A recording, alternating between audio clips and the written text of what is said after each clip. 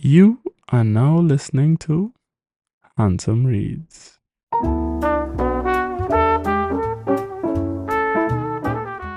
Now, I know sometimes it's easy to get momentarily lost in the fact that things may not be going your way and you're not where you want to be. It's happened to me often. However, I remind myself that there are no mistakes in life. What may seem to be coincidence is actually a piece of the mystical puzzle that is our life falling into place. You are exactly where you are supposed to be. So express gratitude and prepare yourself for the coming season. On this week's episode of Army of Sin, titled Place to Lick Your Wounds, we follow up on what has happened with our story's main character, Henri Denoma. The smell of freshly drawn peppermint perfumed the air in the room. Henri awoken. Beneath the guise of closed lashes, he scanned the room for signs of a possible threat. He smelt clay and burning rosewood beneath the initial layer of peppermint and opened his eyes with a smile. The angel that knelt at his bedside did not smile in return. Instead, she swept to her feet in a whirl of blue wings, her grey tunic swishing around mid-calf, the thin material gripping the round contours of her shapely buttocks as she walked away from him. "Thank you," Henri spoke from where he lay propped up on one shoulder. Silence greeted him as her back remained turned, the light blue hue of her wings tensing briefly at the sound of his voice. "Will you not respond?" he asked mentally, his telepathic touch greeted by an empty, soundless void. Heaving a sigh, he swept the covers off of his body, the cool air kissing his naked skin as he strode across the bedroom floor to the bathroom designed for beings carrying large wings. As he turned the tap to allow the steaming water to sluice over stiff muscles he did not know existed, he pitched his mental voice lower this time. "I can't seem to reach my back. Can you lend a hand?" Again, silence greeted him. Having no cause to linger in the shower, he quickly washed himself before stepping clear of the glass door, the cool ambient air causing his pores to pucker. Her eyes briefly flicked to him as he re-entered the room before sliding away, reaching up to undo the tie in her hair as the strands of sandy-colored spilled about her shoulders. Lifting her hand, she weaved a pattern, scrying a large mirror as tall as her seated height before grasping the handle of an ivory-colored brush. Pulling the length of her hair over one shoulder, the angel began brushing from root to tip, her wings relaxed and laying atop a pair of satin pillows, free of the ground. Henri had dressed in silence, the quiet of the room broken only by the sound of a brush passing through hair. Pushing the final button around the wrist of his white shirt into its slot, he left the metallic grey blazer in its current resting place before crossing to the silent angel. Her eyes focused on him the moment he stepped in her direction. When looking at him, Crocell's eyes never held dislike. The soft spot she bore for him was always present, even in moments like these, when giving him the silent treatment.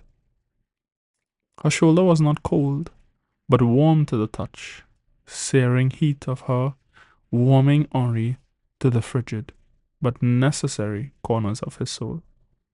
Stopping the travel of her warming hand, he gently eased the brush from her fingers. Their eyes locked, emotion flooding briefly before tilting her chin and closing her eyes. wrapping a length of her sand infused with crushed diamonds hair in his fist. Henri forced 𝐸𝐻𝐿's head back before sweeping the brush through the remaining half she had not yet brushed, a gentle sigh escaping her. Talk to me, please. Answer what? She asked aloud, eyes still closed as he continued his ministrations. Henri swayed slightly, relief flooding his gut. Anything. In this moment, he was no longer an exile, no longer a fallen angel, not even an immortal. Nothing but a friend sharing a touching moment with another friend. Do I mean so little to you? 𝐸𝐻𝐿 asked after a silence, hair now completely brushed, as Henri now put it all in one single plait, his fingers moving with experience and alacrity. That you would see it fit to summon me? I had no choice, my friend. Only because you refuse to return and reclaim your full strength. You forced me to seek the consult of a mortal. She spat out the final word, eyes now boring into his own, before softening as she raised her fingers to the single plait. Thank you. Have you forgotten that it is the mortals we in fact seek to save?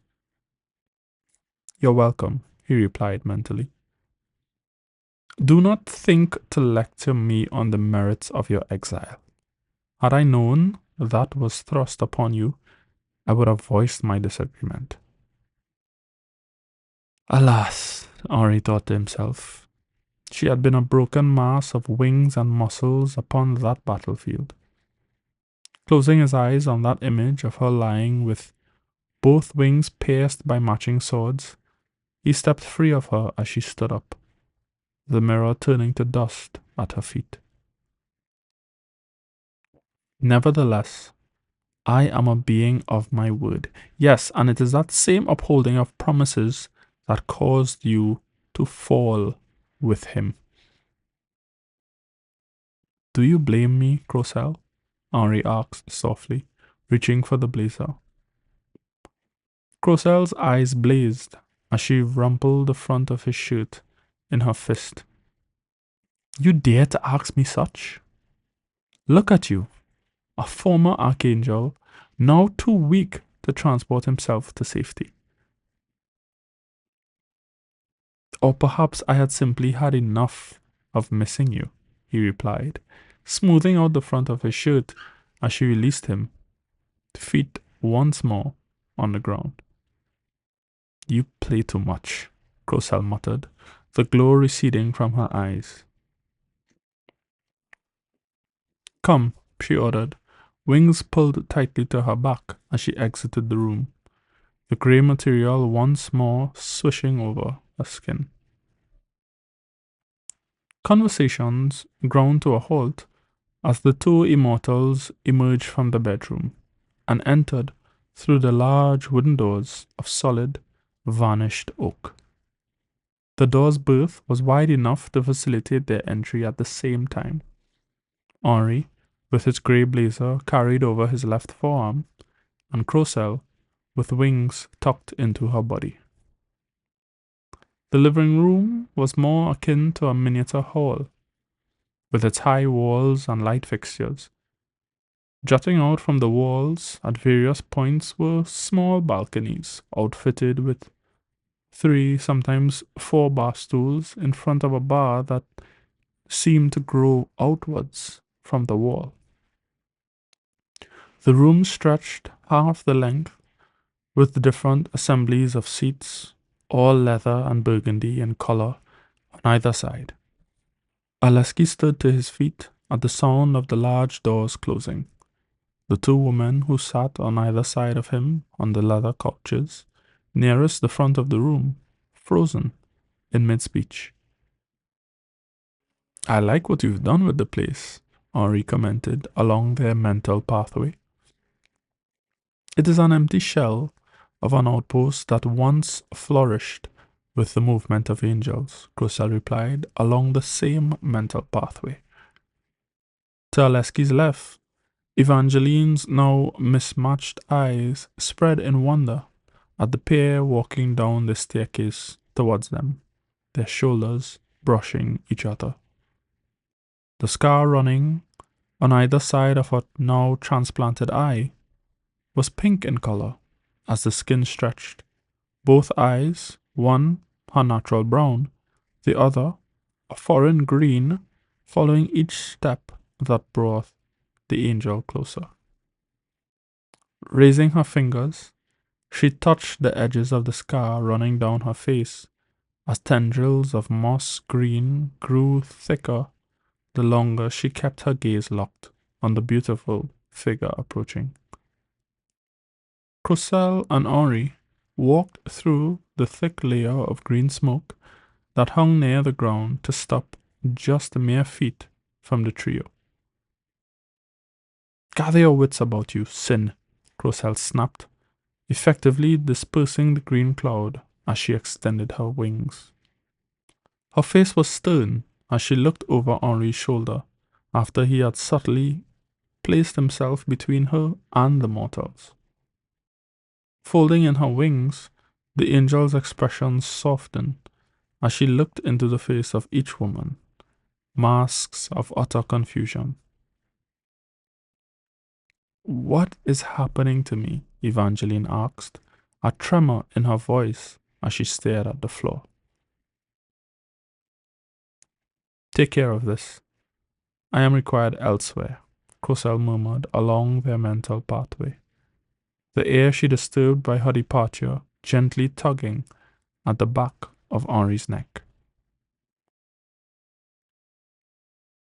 Have they had something to eat or drink? Henri asked, question directed at the man standing between the two women. No, sire, 𝐵𝐿𝐿𝐿 replied. You two must be starving. Come, follow me. Let us eat and converse. Monsieur, a red-eyed 𝐔𝐔 spoke.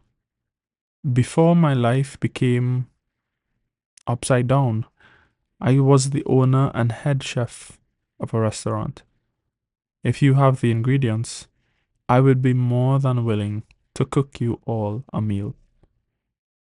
And by the way you bring your hands, I take it that may calm you in some way, Henri replied, knowing that this woman could well use some form of familiarity. Follow me. You may call me Henri de Noma. I am the former second in command of the fallen, the rebellious, and the banished, or at least that is what your mortal texts refer to us as. I have been in exile from the place you know as Hell since the Third Angelic War.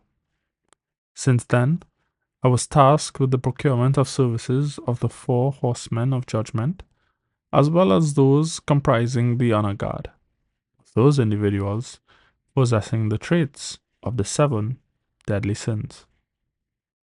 Henri paused long enough to take a sip of red wine as he lounged against the kitchen counter, before continuing over the sound of a sizzling pan. During the last war, which we lost, we were able to strike a crippling blow during our retreat. You see, while the traits of the 7, lust, wrath, envy, gluttony, pride, greed, and laziness, are by random selection at birth, the power of the 4 horsemen was contained in a necklace which hung around that of angel kind's most fearsome warrior, the Archangel Michael.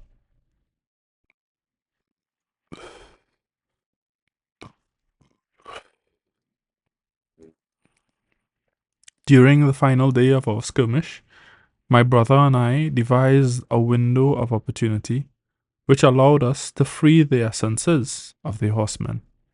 My task is to find all 4 of them and convince them to aid me, which is where you two come in. Both women looked up from their positions. Gigi half turned from where she stood at the stove, Evangeline from where she washed wares at the sink, her hands covered in soap suds. 𝐷𝐿𝐴 also paused the slicing of the thin strips of seasoned meat, wiping his hands in the towel hanging from the apron he had donned. While I do not have the time to go into an in-depth history lesson, you both represent the sins of envy and gluttony, respectfully.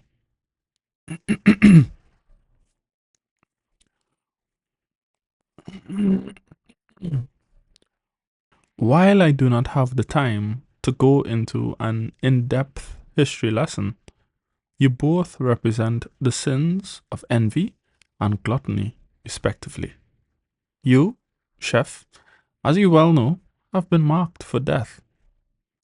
As for you, young Evangeline, who I have had the pleasure of meeting years before, your career as a model is now over. However, Henri continued, a hand raised to dispel any questions, there exists another world which you both can enter and utilize your fledgling skills in. I offer you an opportunity to be a part of a world few mortals know exists, a place to train, better understand and master the energy contained within you. Though I cannot teach you how to defeat an angel of the power class or higher, I can show you how to best junior angels, similar to the one I encountered you with 2 days ago, Henri finished, inclining his head in Gigi's direction.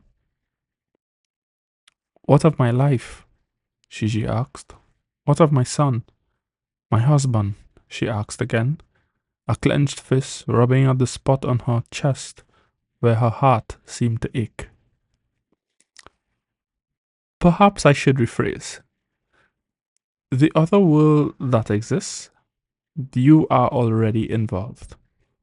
All you have now is a choice.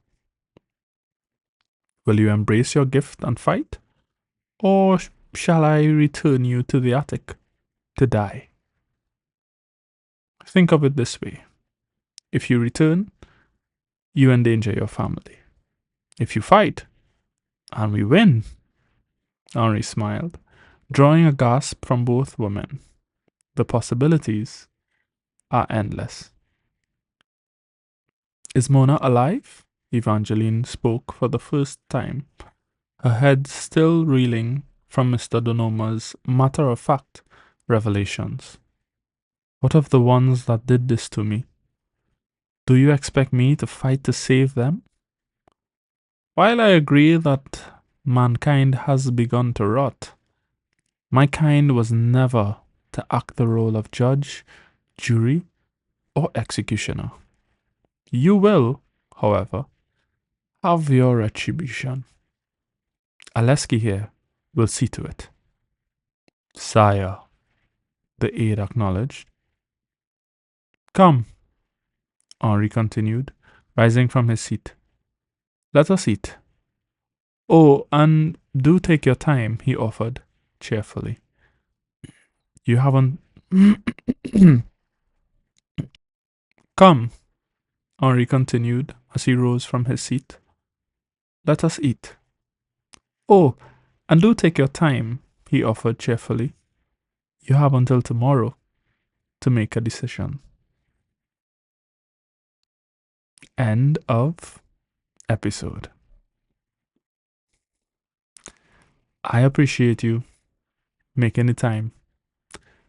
Until next time, and as always, love and light.